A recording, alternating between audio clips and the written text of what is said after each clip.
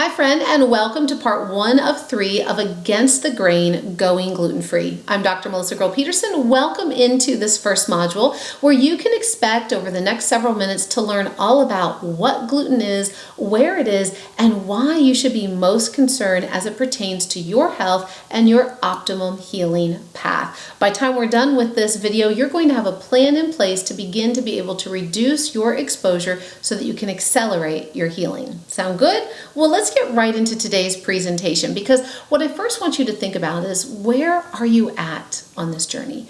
Maybe you've just come into Optimum Health and you've just started to get some test results back. Maybe you've had an idea that you've got a problem, or maybe you know for certain, whether you're intolerant, you're gluten sensitive, all the way up to your celiac and have more of that autoimmune expression. Kind of wherever you fall out on that continuum. This series is designed to help give you the tools, the insight, and the information so that you can truly make that change. It is a journey. And of course, a journey of 1,000 miles begins with that first single step. So congratulations, you're here right now, taking your first step, investing the time so that you can learn more, so that you can truly help yourself to be well. So I congratulate you. And I want to help you to begin to understand why. Why does it really matter?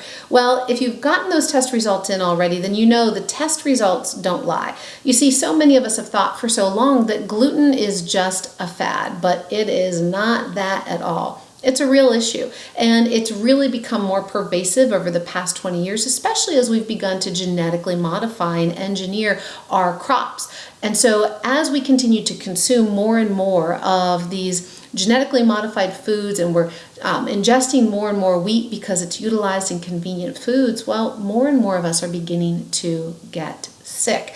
As we go through this class together, I'm going to help you to really understand how that happens. But right now, what I want you to realize is that as you're getting these test results back, you're starting to get some information, and maybe you're not even feeling really symptomatic. You might be saying, but Dr. Melissa, I didn't even know I had a problem. Well, this is really common, and I'm going to tell you why.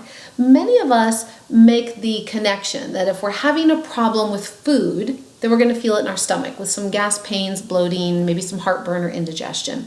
But this is not always the case. It really depends on what's happening, how long it's been going on, and how your body's responding. Because you see, the symptoms become much, much more severe, and often we're not putting 2 and 2 together, thinking that what we eat is actually creating our dis-ease, our health breakdown, and our actual ailments. But I'm going to help you to understand some of the most common signs and symptoms so you can begin to put those pieces together.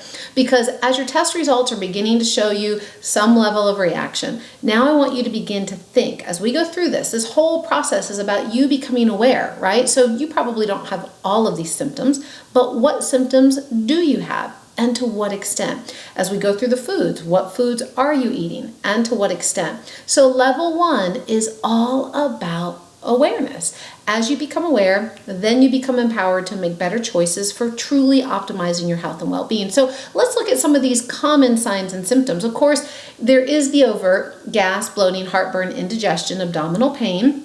There's constipation, diarrhea. There's fatigue and depression. Now, those are things that you may not have thought were associated with gluten, but they absolutely are.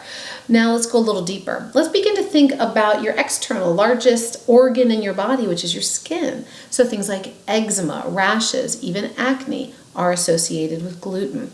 If we continue through and talk about some of these other signs and symptoms, well, now we go to joint aches and pains, just that overall fatigue, a little bit of brain fog, and then we start to look at headaches and migraines, congestion, allergy symptoms. All of these have been traced back to gluten. So I don't know which of these symptoms you're having. I want you just to start to kind of make that checklist and begin to tune in, because as you begin to reduce and remove and eliminate gluten and begin to really heal and restore that gut and rebalance the health of your body, well, you're going to notice these symptoms begin to diminish and decrease with less frequency, with less severity, until your body is no longer dealing with them at all. Now, how cool is that, right? And that's what you're doing this for. It's not that I just want to sit here today and talk to you about gluten. I want to help you to understand how to reverse the damages that are being done to your body so you can truly heal and be well. So the main burning question, right? What is gluten? Good question. Glad you asked. Gluten, simply stated, is a protein. Now, in this lovely little slide here, it really shows you nature at its best, because if we look up here, okay, so this is the wheat, the stalk of wheat, right? And there's the little kernels that are on it. Well, the cool thing about this is that this kernel is protected by this hard outer bran shell, and inside is the endosperm and the germ. Well, what happens is the gluten is this very, very, very, very, very tough protein that protects the germ. It literally protects the wheat germ to ensure that the life cycle continues. So when this little kernel breaks free and it kind of floats through the air, it needs to stay protected until it can land back in right conditions, so back down into the soil, at which time, as it kind of burrows into the soil through the natural process, well, now is when that tough outer protein begins to dissolve and break down in those right conditions. But guess what? Our stomach is not the soil. Our stomach is not the right fertile ground for breaking down gluten. So this tough outer protein is meant to protect. It's meant to protect, to support the expansion and the ongoing evolution of the species of wheat. So we find it mainly in endosperms of grain, okay? So grains, now there's a variety of grains, but the big ones that we're gonna really look at are, of course, wheat, here it is, and wheat, gluten breaks out into a couple of different types of protein. There's gliadin, which you're gonna see on some of your test markers. You're gonna hear about glutenin. You're going to see those on your test markers. You're going to see wheat germ agglutinin, okay? You're going to see lectins. These are all forms of what happens inside of this endosperm, these tough, tough proteins that all bind together, that again, that one simple word is gluten, that is very, very hard to be digested and broken down in your body.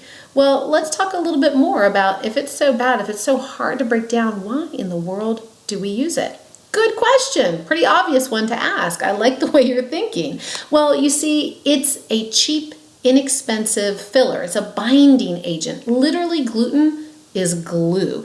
It's sticky, so it helps to bring things together, to give it shape, to give it palatability. So it's a cheap, inexpensive product that we can use in many, many different sources, which as we continue through the video series, I'm going to help you to understand all the hidden places that this glue-like substance is used to keep costs down and to give us the illusion that we're actually getting something worthwhile.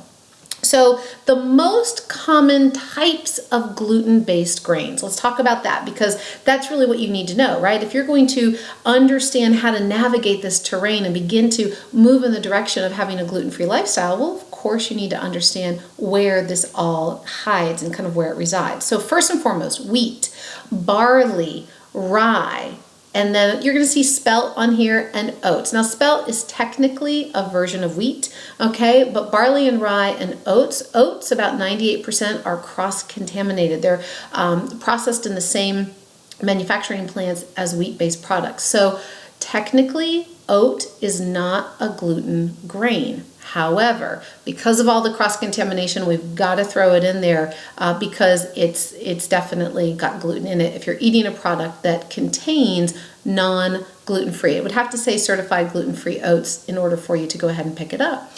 So now let's talk about this for a minute. Like I said, we have about 75 million people dealing with this issue now to a greater or lesser extent. And we're seeing more and more chronic conditions coming forth as a result. And we also are, you're going to learn in the next video, about the damage that this protein, this hard to digest protein, is doing to our gastrointestinal system, and how it's actually leading the way, if you will, creating the foundational beginnings of autoimmune conditions. So why is it so bad? Why are we using it? Well, the population is growing at a pretty rapid rate. And so scientists said, hey, we have an answer for this. Let's go ahead and genetically modify our most resourceful grains, what we use the most, so that we can yield bigger crops. We can grow more, faster, quicker. And look at this picture. So this is today's wheat, which looks so pretty, but this is fake. This is what wheat used to look like. That's how it's supposed to be. And this is how we have bastardized it, how we've changed it. through modern science. Now, if we were eating the same thing, okay, our body might have a fighting chance. Again, this is a very difficult protein to digest. But now, not only is it already hard to digest, but now it's been genetically modified. So it doesn't look like our ancient grains. It doesn't look like the wheat that mom and dad and grandpa and great-great-grandma and grandpa were eating all those years ago. We're eating a very, very different form. And like I said, since it's so easy to produce and it's so inexpensive and it's glue, it's a binding agent, well, now it's got a lot of uses. So not only are we using it in foods, but we're using it in a lot of other places. But before I go there, stay with me. Let me help you just understand the basics. So let's stick with wheat, okay? So what food contains gluten? Again, wheat. And let me be really specific. I'll never forget this moment. And maybe you've wondered this yourself, and I can appreciate it if you are. I had a patient come into me who we were putting on a gluten-free diet and transitioning to a gluten-free lifestyle, and they were keeping a food journal. And I see that they were eating sandwiches. And I was like, well, is that gluten-free bread? It's like, oh, it's white bread. It's Wonder Bread. And I said, well, that's gluten. That's a gluten-containing bread. And they said, but it's white. It's just white flour. It's not wheat. So that was a great, I got it. Like, man, when she said that, I was like, oh yeah, I can understand why you would think that 100%. But what I want you to know is that wheat isn't just the whole grain, brown kind of whole wheat bread that you're thinking of. Anything made from wheat flour is gluten. Okay, so flour is a gluten-based product. So let's look at some of these places that are forms of wheat that when you begin to look at labels, and you're going to have to do this at first so you can begin to really get comfortable with understanding what's going into your body, where your risks are. So things like wheat berries and durum and emmer and semolia, spelt, kamut, these are very common derivatives or types of wheat grains. So you want to begin to look at packages and know what you're putting in your body. Now, the most common places you're going to find these are going to be in your breads, your baked goods, your soups and pastas, cereals, cookies, crackers, pretzels, believe it or not, sauces and seasonings, salad dressings, roux. So if you think about any type of gravy or any type of sauce, typically flour is added to it to thicken it, okay? Any type of breaded food, fried food, even communion. These are often places that flour, wheat is used. So make sure you begin right now to just kind of mentally take notation and think, how much bread am I eating? How many soups am I drinking out of a can? How much pasta am I consuming? How frequently are you being exposed to gluten-based products? So level 1 is all about awareness. As you become aware, I'm going to move you through some different steps that you can take to begin to reduce your risk. So the next one is barley. So the most common places that you're going to find barley are going to be in malt, food colorings, soups, malt vinegars, and I know you're not going to like this one, beer. A lot of beer drinkers out there are brokenhearted when they look at their gluten results and say, what do you mean I can't have beer? Well, there's good news. There's a lot of gluten-free beers and other alternatives. Okay, so please don't despair. But let's keep going through understanding where gluten is most commonly found. Next up is rye. So again, rye is another type of gluten-based grain. So think rye breads, pumpernickel, rye beer, cereals. These are some of those common places. So level 1 right now, as we leave this first video, I want you to be able to begin to look at what you're eating, what's in your pantry, what's in your kitchen, what do you eat or trend to reach for when you're out maybe eating on the go.